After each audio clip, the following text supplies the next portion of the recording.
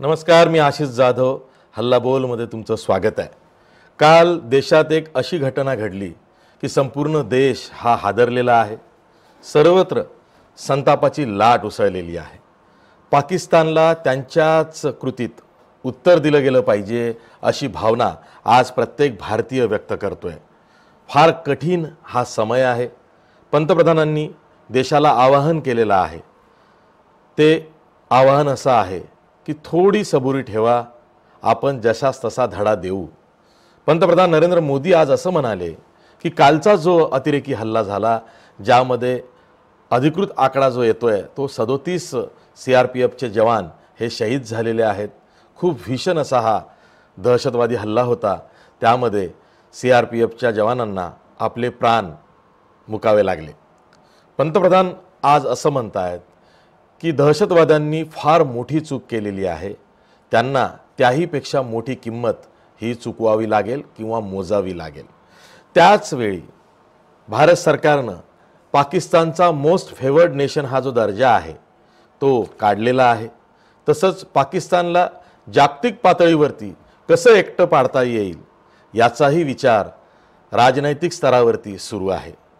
त्याही पलीकडे जाऊन पंतप्रधानांनीच जाहीर केलेलं आहे की तिन्ही दलांना स्वातंत्र्य देण्यात आलेलं आहे, पूर्ण स्वातंत्र्य देण्यात आलेलं आहे की त्यांना हवी ती कृती त्यांनी करावी. हा एक खूप मोठा मेसेज पंतप्रधानांनी पाकिस्तानला दिलेला आहे. सोबत लेफ्टनंट जनरल राजेंद्र निंबोरकर आहेत. राजेंद्र निंबोरकर आपल्याला माहिती आहे की जेव्हा सर्जिकल स्ट्राईक झाला होता 2016 ऑक्टोबरमध्ये, तेव्हा एका कोअरचे कोअर कमांडर होते. त्यांच्या नेतृत्वात त्यांच्या कोअरनी सर्जिकल स्ट्राईक केला होता. ते राजेंद्र निंबोरकर, लेफ्टनंट जनरल राजेंद्र निंबोरकर आपल्यासोबत आहेत. सर, जय महाराष्ट्र न्यूजमध्ये तुमचं स्वागत आहे. सर, कालचा जो भ्याड हल्ला झालेला आहे त्याचा निषेध करावा तितका कमी आहे. कालचा जो हल्ला होता त्याचा बरोबर आहे तुमचं म्हणणं, करावा तितका कमी आहे. तर आणि हा हल्ला कसा झाला, कशासाठी झाला ते आपलं बघायला पाहिजे. सर्वप्रथम तुम्ही असं बघायला पाहिजे की ही कॉन्वॉय होती. तर या कॉन्वॉयनी पूर्ण स्टँडर्ड ऑपरेटिंग प्रोसिजर फॉलो केली की नाही, म्हणजे जिथे रोड ओपनिंग पार्टीज होत्या त्या लागल्या होत्या की नाही, त्याबरोबर अंतर होतं दोन गाड्याच्या मध्ये झालं की नाही. तर मला वाटतं हे सगळं बरोबर झालेलं असेल, कारण की 6 दिवसानंतर ही कॉन्वॉय गेलेली आहे. तर त्यामध्ये नक्कीच असं असेल की रोड ओपनिंग पार्टीज गेलेल्या असतील. तर मग हा हल्ला झाला कसा, तर ते आता जसं बाहेर यायला लागलं आहे की एक कार होती, त्या कारमध्ये स्फोटकं होते, ते स्फोटकं गेली आणि ते कार रॅम झाली. तर असं आहे की मला नाही वाटत त्यामध्ये कोणाची कधी चूक होती. तर काय आहे आता काश्मीरमध्ये आजकाल काय झालं, जेव्हा आपल्या ज्या कॉन्वॉयज जातात त्यामध्ये सिव्हिल गाड्यांना पण मूव्ह करायला मुभा असते. तर आधी असं नसायचं. पण असं झालं की समजा ह्युमन राईट्स एलिमेंट्स आहे की तुम्ही तुमच्या लोकांचे मौलिक अधिकार दाबता, त्यांच्या गाड्यांना चालू देत नाही. तर मग याच्या किती गाड्या थांबवणार, किती गाड्या चेक करणार. आणि या रस्त्यावर जवळपास 3,500, 4,000, 5,000 गाड्या रोज जातात. तर मग कसं चेक करायचं. मग त्याचा फायदा घेऊन जर कोणी असेल तर ते ॲक्च्युली असं आहे की आपल्या जे आपण म्हणतो की आपण जे लोकांसाठी मौलिक अधिकार जे काय म्हणतो त्यांना करू दिलं तर मग ते असे हल्ले करत राहतील. पण असं दुसरी गोष्ट मला सांगायची वाटते की असं हे नाही की हाच हल्ला झाला, खूप मोठा हल्ला झाला. याच्या आधी पण आपण बसे नाकाम केलेले हल्ले आहेत, तर त्याच्या कधी चर्चा झालेली नाही. 2011-12 पासून कमीत कमी मला वाटतं 7-8 अशा गाड्या होत्या ज्यामध्ये एक्सप्लोजिव्स होते, ते नाकाम केलेले आहेत.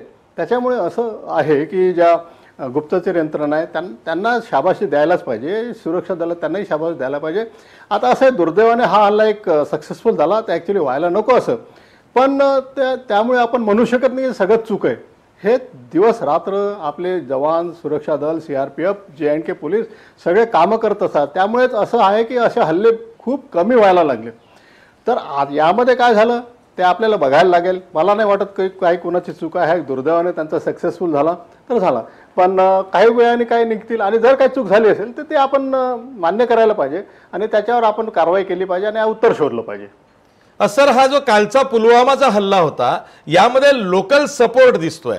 आणि ज्या पद्धतीनं जैश ए मोहम्मदनी हल्ला झाल्या रिस्पॉन्सिबिलिटी क्लेम करणारा, म्हणजे जबाबदारी उचलणारा व्हिडिओ रिलीज केला, त्यामुळे प्रश्नचिन्ह उपस्थित झालेले आहेत.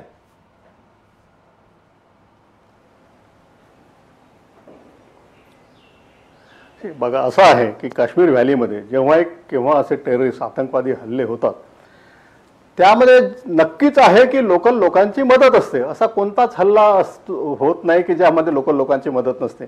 कारण की रेकीसाठी पाहिजे असतात, रसद पुरवणं पाहिजे असतात, असला पुरवणं पाहिजे असतं, सगळी माहिती सांगणं पाहिजे असतं. ह्या सगळ्या गोष्टी लोकल सपोर्टशिवाय होत नाही. तर त्यामुळे हे एक नक्की बाब आहे की असे हल्ले झाले तर लोकल हेल्पशिवाय होऊच शकत नाही. त्यामुळे असं म्हणणं आहे की यामध्ये होतं का नाही, होतंच आणि पुढे पण होत राहील. तर पण त्यामध्ये कोण कोण आहे, कसं कसं आहे ते आपण जर पाहिलं 90 ते 95च्या दरम्यान स्थिती होती तशी आता नाही आहे. त्यामुळे आपण पूर्णपणे जसं तेव्हा जे आपण स्ट्रिक्ट ॲक्शन घेतो तसं आपण घेत नाही आहे आणि आपण लोकांना त्रास देत नाही आहे. आणि त्यामुळे त्याच्या ज्या देत नाही त्याच्यामुळे ज्या काही काही गोष्टी आपण कानाडोळा करतो किंवा त्यांना अलाव करतो त्यामागे दडून हे लोक असे कारवाई करू शकतात. सर, पंतप्रधान नरेंद्र मोदींनी तिन्ही सुरक्षा दलांना पूर्ण स्वातंत्र्य दिलेलं आहे की तुम्ही निर्णय घ्यायचा आहे की कशा पद्धतीनं आता परिस्थिती हाताळायची आहे. यामुळं अशी एक चर्चा सुरू झाली आहे की पुन्हा एकदा आपण सर्जिकल स्ट्राईक करूया का. पण त्याच वेळी अशी आठवण करून दिली जाते की आपण सर्जिकल स्ट्राईक करतो म्हणून करता येत नसतो, तो अचानक करायचा असतो आणि आता दुसऱ्या बाजूकडून सीमारेषेच्या त्यांची पण तयारी आहे, त्यामुळे तिकडनं सुद्धा रिटॅलिएशन होईल. तुम्ही कसा विचार करता, पुन्हा सर्जिकल स्ट्राईकची गरज आहे का आणि तो आपण करू शकू का, त्यामध्ये यशस्वी होऊ शकू का?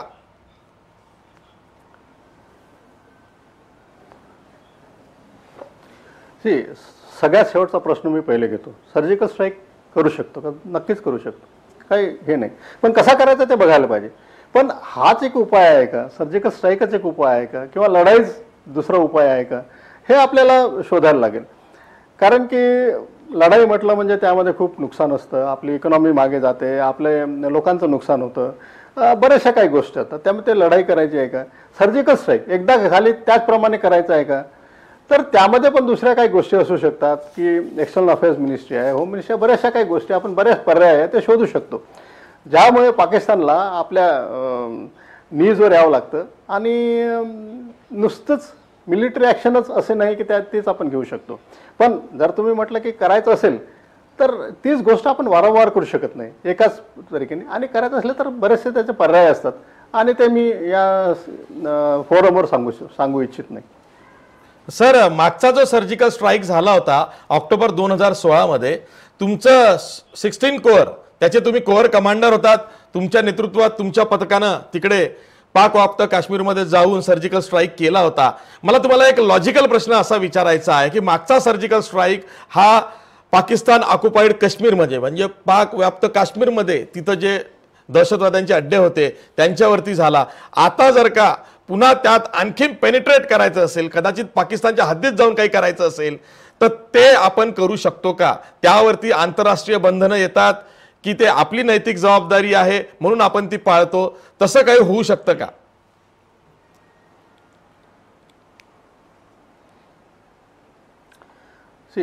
आधी पण मी म्हटलं होतं की जर काही कोणतीही गोष्ट करायची असली तर आपण करू शकतो, पण कसं करू शकतो, कुठे करू शकतो, मला नाही वाटतं आपण या फोरममध्ये सांगायला पाहिजे.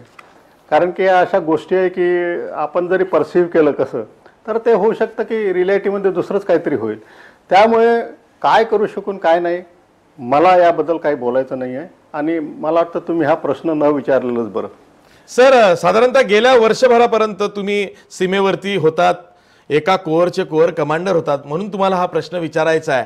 सर, या हल्ल्याच्या निमित्तानं जैश ए मोहम्मदची किंवा अझहर मसूदची पुन्हा चर्चा सुरू झाली आहे. या हल्ल्याच्या मागे जो मास्टर माइंड आहे अझहर मसूद, जो पाकिस्तानात संरक्षण त्याला मिळतं आहे आणि चीन हे संयुक्त राष्ट्रामध्ये त्याला वाचवत आहे, तर या हल्ल्याच्या निमित्तानं जैश ए मोहम्मदच्या विरोधात जर का कारवाई भारत सरकारला करायची असेल तर ती वाढवली पाहिजे का, आणि ती वाढण्याची नेमकी मोडस ऑपरेंडी काय असू शकते?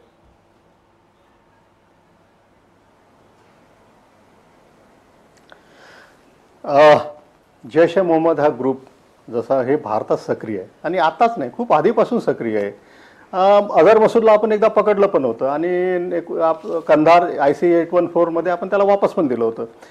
पण जैश मोहम्मदच्या अगेन्स्ट आपण कारवाई करत अशी बाजू नाही आहे. काश्मीरमध्ये जेवढे काही GSC टेररिस्ट आहेत त्यांच्या विरुद्ध आपण करतच आहे. 2013 मध्ये मी जेव्हा ड्यू कमांडर होतो तेव्हा सगळ्यात मोठा मोर्चा जैश ए मोहम्मदचा त्याला आम्ही मारलं होतं, त्याच्यामुळे जेचं कंबरडच जवळपास व्हॅलीमध्ये तुटलं होतं. मग हळूहळू त्यांनी आपली परत संघटना दुरुस्त केली. पण असं करायला पाहिजे का आपण करतच आहे आणि करतच राहू. आणि त्यामुळे हा प्रश्न असा की आत्ताच करायला पाहिजे असं बिलकुल नाही. आपण आधी पण करत होतो, करतच आहे आणि करतच राहू.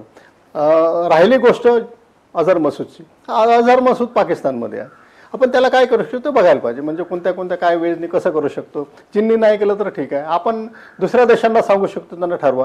पण युएनने जरी नाही केलं तर जर टेररिस्ट जो आहे तो टेररिस्ट आहे, आपण त्याला टेररिस्ट म्हणायला काही हरकत नाही आहे.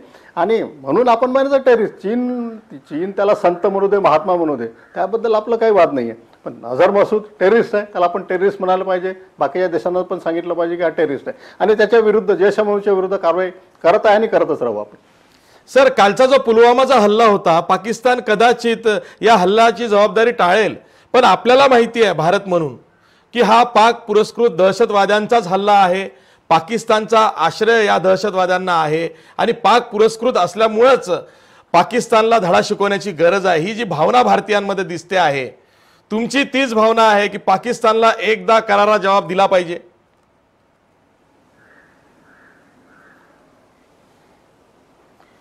नक्कीच.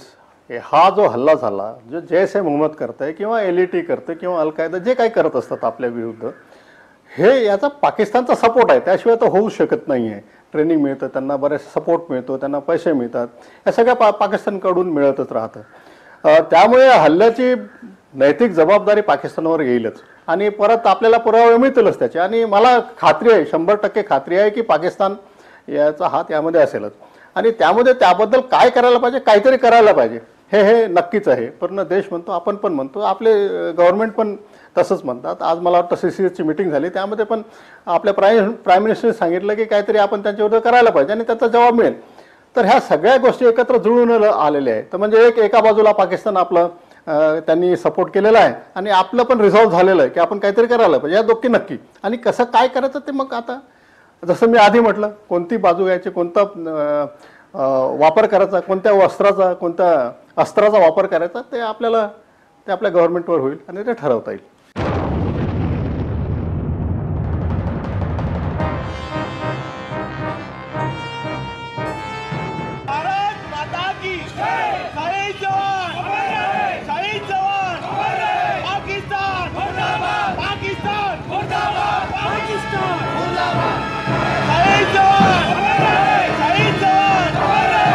लेफ्टनंट जनरल राजेंद्र निंबोरकर हे महाराष्ट्रातलं व्यक्तिमत्व, जिथं जिथं म्हणून त्यांनी काम केलं, ज्या ज्या पदावरती काम केलं, तिथं सर्वाधिक सेवा मेडल, युद्ध मेडल हे राजेंद्र निंबोरकर यांना मिळालेले आहेत. आणि राजेंद्र निंबोरकर यांची बहुतेक पोस्टिंग ही जम्मू काश्मीरच्या भागात झालेली आहे.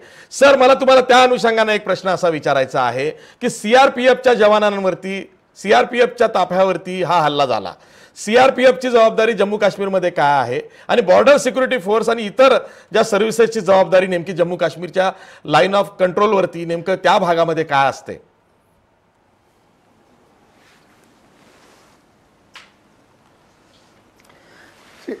जम्मू अँड काश्मीरमध्ये BSF जे बऱ्याच कमी प्रमाणात आहे व्हॅलीमध्ये. आणि जम्मू अँड काश्मीरमध्ये बाकी सीमारेखेवर BSF आर्मीबरोबर डिप्लॉय झालेलं असतं आणि ते आर्मीसारखंच काम करत असतात. सैन्य दल आणि CRPF जे आहे बेसिकली हे सगळ्या रोड ओपनिंगमध्ये असतं, इन्स्टॉलेशनच्या प्रोटेक्शनमध्ये असतं, गावाच्या सिक्युरिटीमध्ये असतं. आर्मीबरोबर जेव्हा आपण ॲक्शन करतो तेव्हा लॉ अँड ऑर्डर जर हाताबाहेर गेला त्यामध्ये पण CRPF काम करतं. म्हणजे त्यांचे बरेचसे मल्टीपर्पज रोल्स आहेत.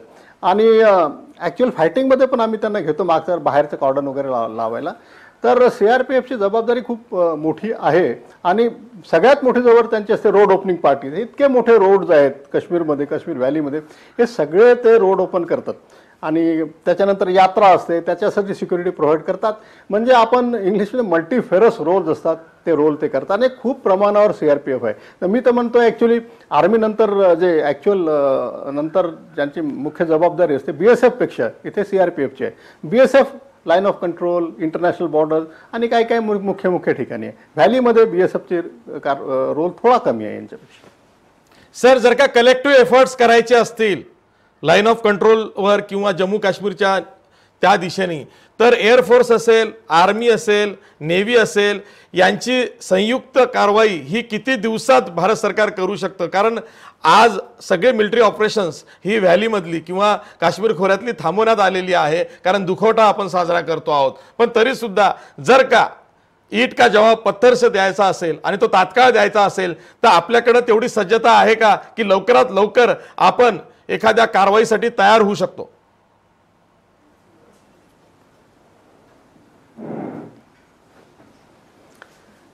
ही जेवढी मला माहिती आहे, माझं उत्तर होकारार्थी आहे. आपण आपली परिस्थिती सध्या बऱ्यापैकी चांगली आहे आणि जर काही करायचं असलं, आपण आधीच्या काळात पण केलेलं आहे. आपण 1999 मध्ये केलेलं आहे, जेव्हा आपली एवढी सज्जता नव्हती.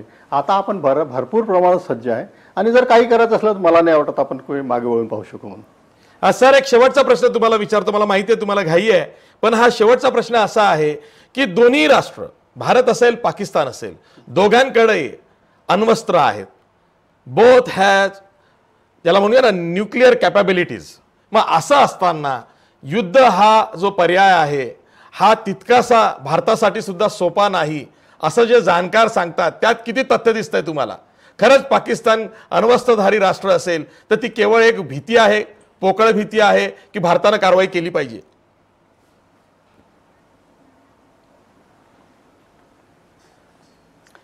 आपण अण्वस्त्राच्या बद्दल बोलायला नको, कारण की ते दुसरी एकदमच मोठी बाब होऊन जाते.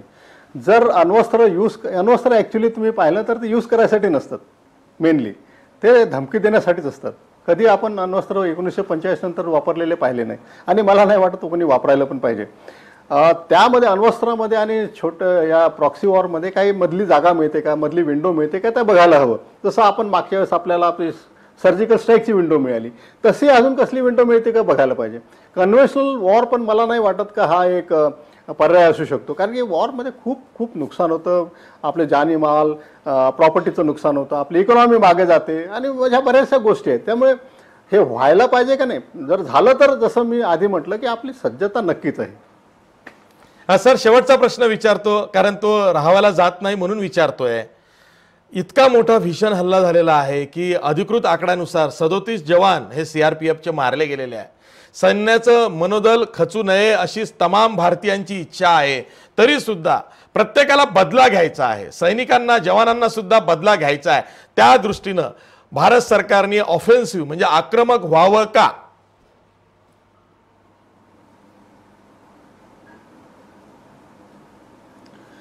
भारत सरकारने आक्रमक व्हावं का म्हणजे कोणत्या? मिलिटरीली व्हावं की इकॉनॉमिकली व्हावं की अजून दुसऱ्या प्रकारे व्हावं? आक्रमक होणं बिलकुल ठीक आहे, पण एक्झॅक्ट आपला ऑब्जेक्टिव्ह आहे, काय करायला पाहिजे ते ठरवतील. आणि हा शब्दच नुसता आक्रमक नाही, जे काही कारवाई करू ते आक्रमकच राहील, बचावात्मक राहणार नाही. आणि राहिली गोष्ट मनोधैर्य, मी तुम्हाला खचून सांगतोय की भारतीय सैन्य, सीआरपीएफ, बीएसएफ आम्ही व्हॅलीमध्ये काम करताना पाहिलेलं आहे. यांचं अशा यांनी मनोधैर्य खचणार नाही याची मी ग्वाही देतो. आणि याच्यावर ते जास्तीत जास्त अजून ऑपरेशन करत राहतील. आणि हे पण सांगू इच्छितो की हे जे यांच्या मागे जे आहे सूत्रधार आहेत, त्यांना कधी ना कधी त्या हे भारतीय सैन्य दल, सीआरपीएफ, JNK पोलीस मिळून त्यांना शोधून काढतील आणि त्यांना खतम करतील.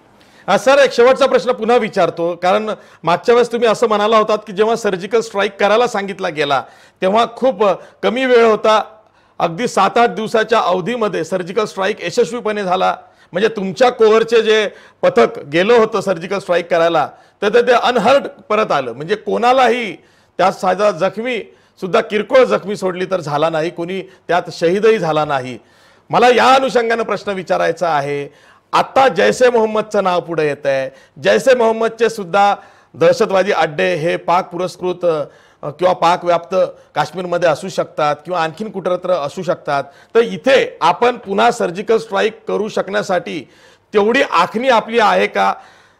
आपल्याला जर का दहशतवाद्यांचे मनसुबे कळत आहेत का? दहशतवाद्यांना आपण काय करतो हे कळतं आहे, कारण त्यांचं टार्गेट सहज असतं, सोपं असतं. त्यांना जाऊन फक्त हल्ला करायचा आहे, पण आपल्याला आपल्या सीमेचं रक्षणही करायचं असतं, ते आपलं प्राईम मोटिव्ह असतं. अशा वेळी दहशतवाद्यांच्या अड्डे ते शोधून काढणं, त्यावरती टार्गेट करणं, यासाठी सज्जता आपल्याकडे आहे का?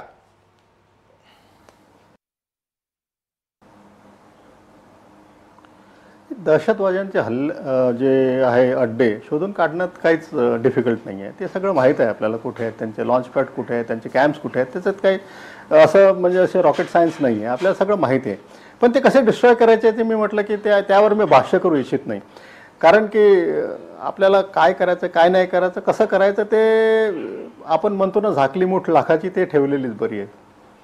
सर, एकदा सर्जिकल स्ट्राईक झाला त्याविषयीचं यश हे सरकारने घेतलं, आपल्या सिक्युरिटी फोर्सेसलाही ते दिलं गेलं.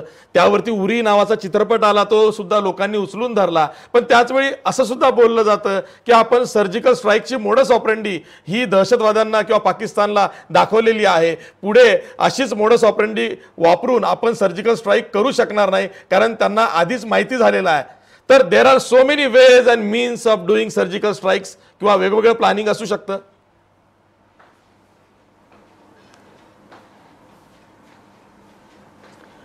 ते मी आधीच सांगितलं, मागच्या मुलाखतीमध्ये पण मी तुम्हाला सांगितलं की जर करायचं असलं तर आपण त्याच पद्धतीने करू शकत नाही. आणि हे म्हटलं आपण आपली प्रोसिजर त्यांना सांगितली.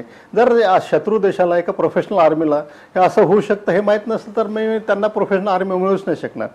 तर त्यामुळे जे आपण केलं आणि असं एवढं काही उघड केलेलं त्यामध्ये असं मोठं काही झालेलं नाही आहे. कारण की ह्या अशा गोष्टी अशाच करायच्या असतात.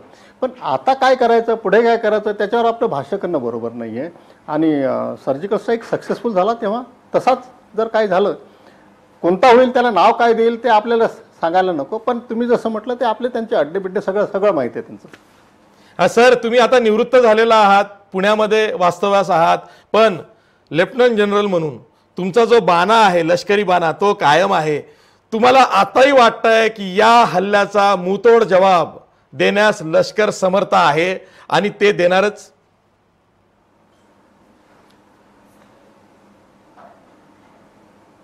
नक्कीच. जे तुम्ही म्हटलं एक्झॅक्टली तुम्ही माझ्या तोंडचं तुम्ही वाक्य पळवलं आहे ॲक्च्युली, की आपण नक्कीच मुंहतोड जबाब देणार आणि भारतीय सेना, CRPF ज्यांना नुकसान झालं ते नक्कीच देतील, हे मी निक्षून तुम्हाला सांगतो.